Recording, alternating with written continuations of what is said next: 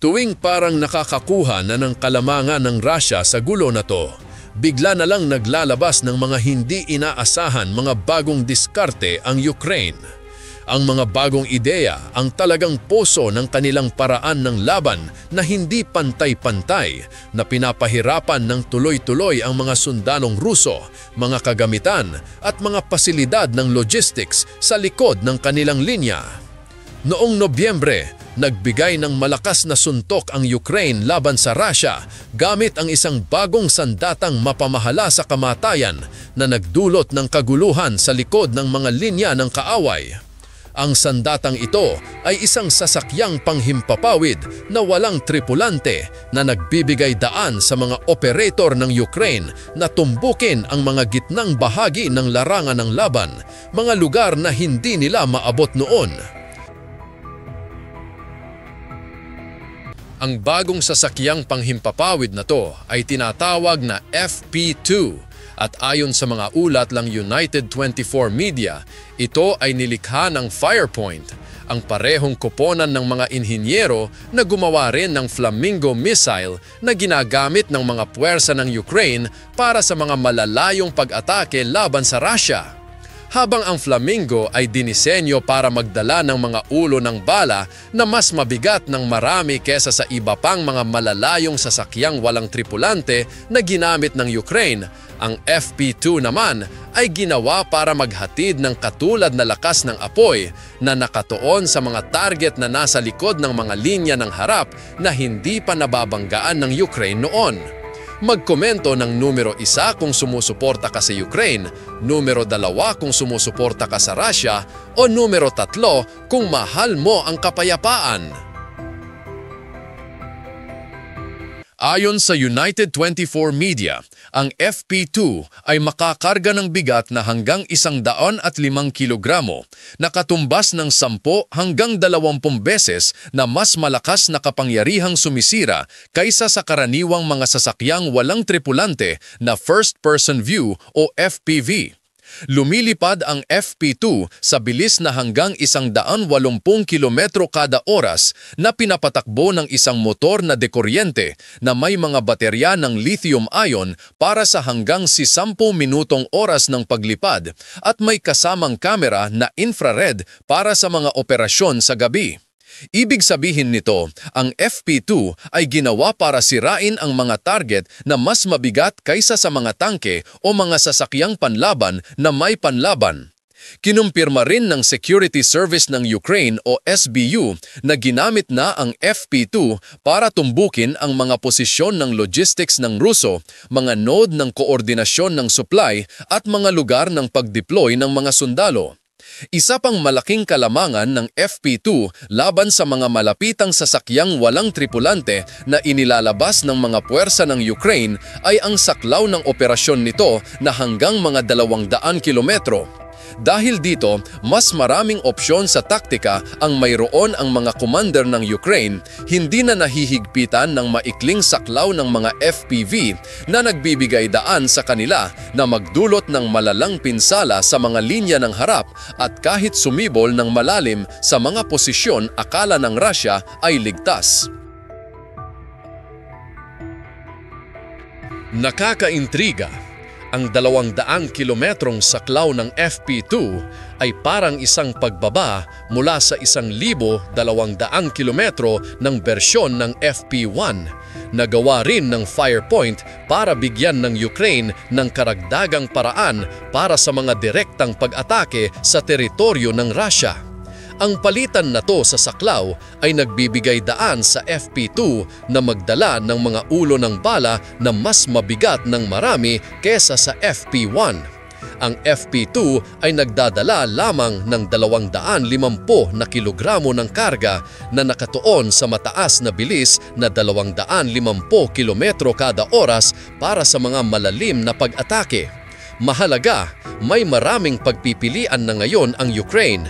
Ang FP1 kasama ang iba pang mga malalayong sasakyang walang tripulante at missile para tumbukin ang Russia. Ang FP2 para sa mga raid sa gitnang saklaw at mga FPV para sa mga patrol sa linya ng harap. Ito ay tunay na malaking banta sa Russia dahil nagtayo na ang Ukraine ng isang sistema ng pag-atake gamit ang sasakyang walang tripulante na may maraming antas na kayang pantayin ang halos anumang target. Ayon sa RBC Ukraine, ang Firepoint ay nag-develop ng FP2 sa dalawang bersyon. Ang unang bersyon ay may automated na sistema ng gabay, perpekto para sa mga fixed na target. Kailangan lang ng mga operador ng Ukraine na iprogram ang mga koordinata at kusang lalabas ang sasakyang walang tripulante patungo sa zone ng pag-atake. Ang pangalawang bersyon naman ay nagbibigay daan sa manual na kontrol sa pamamagitan ng radio link katulad ng FPV na nagbibigay daan sa mga sundalong Ukraine na gabayan ang FP2 patungo sa mga gumagalaw na target o tiyakin ang tamang pagtama sa mga fixed na site na mahirap abutin. Ang katangiang ito na maluwag ay malaking asset. Napansin din ng RBC Ukraine na ang FP2 ay may katulad na istruktura sa FP1 na nagpapadali sa mass production sa pamamagitan ng mga standard na naitatag na. Dahil dito, mapapabilis ng Firepoint ang produksyon ng FP2 at nagsisimula na ngang makita ang mga ito sa larangan ng laban. Ayon kay Ryder Blackthorne sa isang artikulo sa Medium, ang Firepoint ay nagdisenyo ng mga mobile na sistema ng paglunsad na hugis military truck na nagbibigay daan sa mabilis na deployment kahit saan sa kahabaan o likod ng mga linya ng harap ng Ukraine. Ito ay nagpapahusay sa mobility ng FP2 dahil pwede nang magmaneho ang mga sundalong Ukraine ng as possible na malapit sa mga target ng Russia bago ilunsad ang sasakyang walang tripulante. Sa totoo lang, may killer UAV na ngayon ng Ukraine na halos walang paraan ng Russia para labanan. Gaya ng sinabi ni Blackthorne, ang FP2 ay isang laban sa larangan hindi katulad ng malalayong pumatay na parang FP1 kundi eksaktong kailangan mo kapag nagtago na ang kaaway at kailangan mong tumana ng malakas, mabilis at magpatuloy sa paglipat. Binigyang diin din niya na dumating ng perpekto ang FP2 na sumasagot sa pangangailangan ng Ukraine ng isang sasakyang walang tripulante na kayang tumbukin ang mga matitigas na target sa kalaliman ng ilang daang kilometro sa loob ng okupadong teritoryo. Walang duda, mag-aalala ang Russia sa antas ng pinsalang kaya nitong gawin ng isang malakas na sasakyang walang tripulante tulad ng FP2. Gayunpaman, baka magkonsuelo sila na siguradong napakamahal ng sandatang ganito para gawin. Pero mali yon. Isa sa pinakakilalang katangian ng FP2 bukod sa saklaw at lakas nito ay ang presyo nito. Oo, lang 3,204,500 pisong Pilipino bawat unit. Ito ay isang sasakyang walang tripulante na nagdadala ng apoy na katulad ng maraming missile pero sa bahagi lamang ng gastos sa produksyon. Napakahalaga nito para sa Ukraine dahil ang digmaan laban sa Russia ay nagdulot ng malalang pinsala sa ekonomiya. Bagamat epektibong nagdepensa ang Ukraine, ang ekonomiya nito ay nananatiling lubhang napipilitan. Ayon sa Responsible Statecraft, may panganib na maubos ang pera ng Ukraine kahit matapos ang digmaan sa Marso.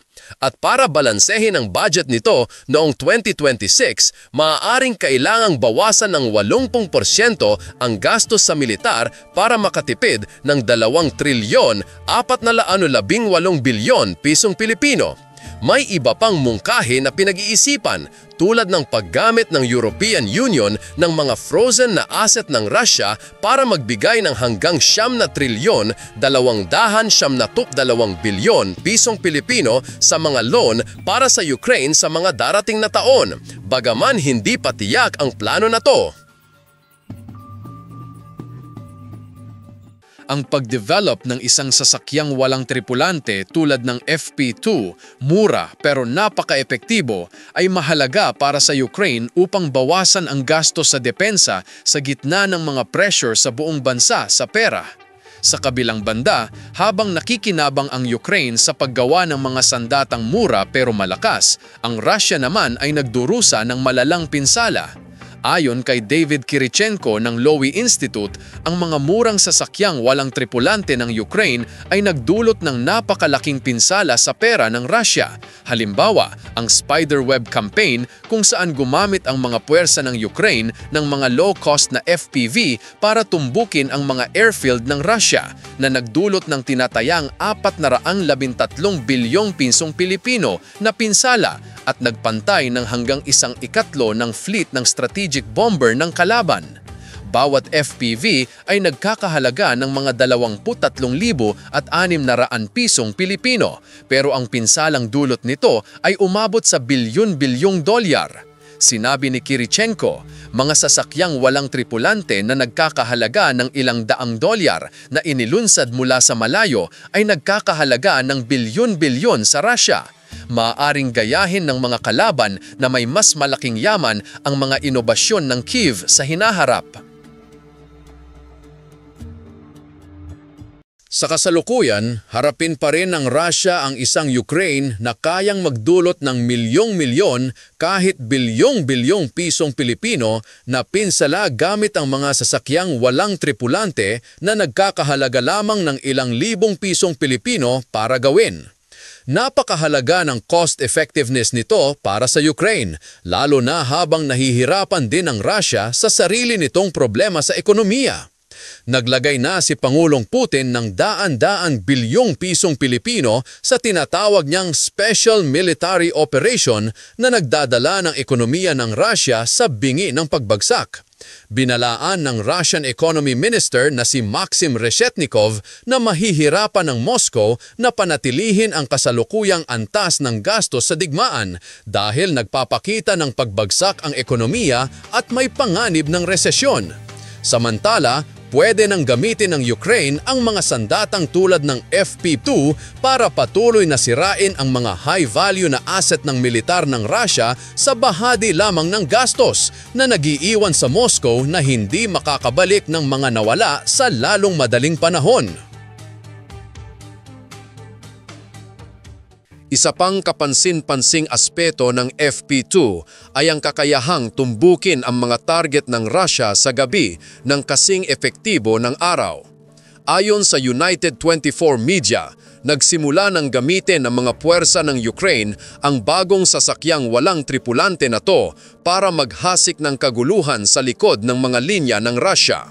Sa gabi ng Nobyembre 2, inilunsad ng SBU ang hindi bababa sa 5 FP2 mula sa mga posisyon malapit sa Severodonetsk na lumipad sa ibabaw ng mga air defense ng Russia sa taas na mas mababa sa 500 metro para iwasan ang radar at umabot sa isang dipo ng munition sa Alchevsk. Ang mga secondary explosions ay nagsira ng 202 toneladan mga shell ng artillery, pumatay ng 15 sundalong Ruso at nagpahinto ng shelling sa linya ng harap sa loob ng 48 oras. Noong Nobyembre 2, nagsagawa ng serye ng tumpak na mga pag-atake gamit ang FP2, ang SBU, sa mga okupadong lugar na tumututok sa mga dipo ng militar at mga base na ginagamit ng Russia para mag-coordinate at mag-supply sa kanilang mga puwersa. Inihayag ng SBU sa Telegram na ang Alpha Special Forces ay tumama sa mga posisyon ng kaaway na nagtaas ng kagamitan at personnel. Bilang isa sa mga premier na unit ng Special Operations ng Ukraine, ang Alpha ay nakikilahok hindi lamang sa asymmetric warfare, kundi pati sa mga misyon mula sa pagdakip ng high-value targets hanggang sa mga malalayong raid. Napatunayan na ang epektibo nila mula pa sa mga unang araw ng pagsalakay ng Russia sa mga gawa tulad ng pagwasak sa isang convoy ng militar ng Chechnya na papunta sa Kyiv o ang paglaban sa Kharkiv. Hindi maikakaila ng Russia ang mga pag-atake ng FP2 dahil naglabas ang SBU ng mga imahe na nagpapakita ng maraming target na sirang-sira na may ilang footage na tila kinuha mismo ng mga FP2. Pagkatapos, sa umaga ng Nobyembre 3, lumipad ang dalawang manually controlled na bersyon ng FP2 ng 112 kilometro mula sa Kramatorsk na umiwas sa mga Pantsir surface-to-air missile sa pamamagitan ng paglipad ng mababa sa tabing ilog at tumama sa isang fuel offload point sa Dovzhansk na nagpasiklab ng 500,000 litro ng diesel, pati na rin sa isang depo sa Roskishne na nagsira ng 500 sasakyang truck na may munitions. Kinailangan ng Russia ng 3 araw para makabawi na nag-iwan sa mga sundalong linya ng harap na kulang sa gasolina at nagpababa ng 43% ng apoy ng artilerya. Patuloy sa pattern, noong Nobyembre 3, iniulat ng Euromaidan Press na patuloy na naghasik ng kaguluhan sa likod ng mga linya ng Russia ang SBU gamit ang karagdagang mga pag-atake na tumututok sa dalawang site ng logistics sa Luhansk, partikular, isang fuel offload point malapit sa Dovzhansk at isang supply depot malapit sa Roskishne. Layunin ng mga pag-atake na ito na sirain ang resupply ng Russia na nagiiwan sa mga sundalong linya ng harap na kulang sa kagamitan at gasolina at lumilikha ng mga pagkakataon para mas madaling makipag-ugnayan ang mga FPV ng Ukraine. Ito ang katawanin ng multi-tiered na diskarte ng pag-atake ng Ukraine. Gumamit ng FP2 para palupain ang Russia mula sa likod. Pagkatapos ay gamitin ang FPV para alisin ang mga sundalong kaaway sa harap. May magandang dahilan ng Russia para mag-alala dahil na-deploy na ang FP2 at nagdulot ng pinsalang lampas ng marami sa halaga nitong 3,204,500 pisong Pilipino. Mas mahalaga, ipinapakita ng FP2 ang walang tigil na pag-adapt ng Ukraine sa mga taktika ng sasakyang walang tripulante para labanan ang mga galaw ng Russia. Bukod sa FP2, gumagamit din ang Ukraine ng iba pang mga inisyatiba tulad ng isang gamified na sistema ng gantimpala para sa mga operator ng sasakyang walang tripulante na nagbibigay ng points para bumili ng higit pang mga sandata mula sa online store ng Brave One. Ayon sa The Guardian, ang sistemang ito ay nakatulong na pantayin o sugatan ang 18,000 sundalong Ruso sa Setyembre lamang. Bukod pa roon, nagtatayo ang Ukraine ng isang multi-tiered na network ng depensa gamit ang sasakyang walang tripulante para labanan ang mga attack UAV ng Russia tulad ng Shahed at Geran, ayon sa Commander-in-Chief na si Oleksandr Syrskyi. Kung mag-integrate ng epektibo ang mga depensang ito sa FP2 at FPV, harapin ng Russia ang malubhang banta mula sa mga pag-atake sa lahat ng direksyon. Hindi pa doon natatapos, nag-develop ng isang makapangyarihang experimental UAV ang isang kumpanya ng Lithuania na kayang gumawa ng swarm attacks at malapit ng ipadala ito sa Ukraine na nagdadagdag ng isa pang piraso sa lumalaking arsenal ng sasakyang walang tripulante ng bansa. Magkomento ng numero 1 kung sumusuporta ka sa Ukraine, numero 2 kung sumusuporta ka sa Russia, o numero 3 kung mahal mo ang kapayapaan.